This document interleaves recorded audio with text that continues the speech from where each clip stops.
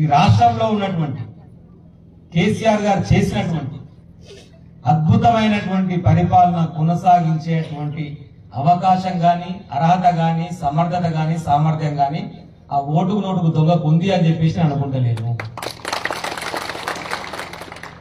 ఓటుకు నోటుకు దొంగ అయినటువంటి వాణి తీసుకొచ్చి తెలంగాణ రాష్ట్రానికి ముఖ్యమంత్రి స్థానంలో కూర్చోబెట్టుకున్నటువంటి ఒక దౌర్భాగ్యమైన పరిస్థితి తెలంగాణ రాష్ట్రం ఉన్నందుకు నేను బాధపడుతున్నాను.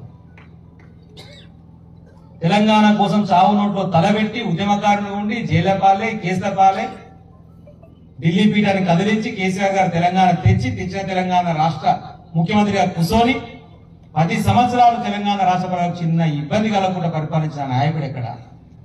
ఈ దొంగ ఎక్కడ? ఈ పరిస్థితిని ఎవరైనా చూసి తట్టుకోగలుగుతున్నామా?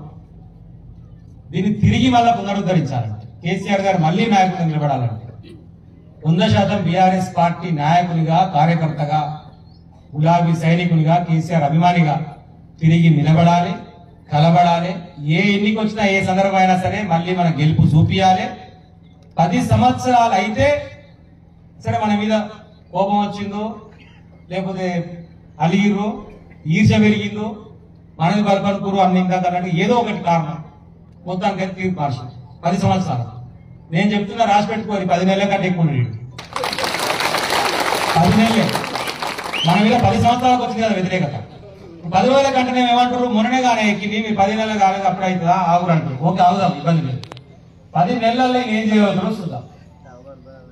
నేనైతే అనుకుంటున్నా, డీలిమిటేషన్ వచ్చి డీలిమిటేషన్ అయినాడు ఆ రోజు ఏ రిజర్వేషన్ వస్తాయో ఏమొస్తాయో అప్పటి వరకు నేనే ఉంటా.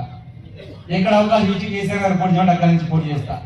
నాకు వ్యాపారాలు లేవు, ఇంకా వేరే వ్యవసాయాలు లేదు, రాజకీయాలకు ఇంకోటి రాదు. కాబట్టి ఇదే చేసుకోవాల్సిందే. నాకు ఇది ఒకటే తెలుసు, ఈయనే ఉంటా, ఈయనే పని చేసుకుంటా. ఎందుకు ఇంత స్పష్టంగా చెప్తున్నా అంటే, ఏ సందర్భంలో ఎప్పుడు ఈ 10 నెలలు, ఈ 10 నెలల తర్వాతనో ఒకవేళ బై ఎలక్షన్ వచ్చినా మనం మళ్ళీ నిలబడి గెలవాలి.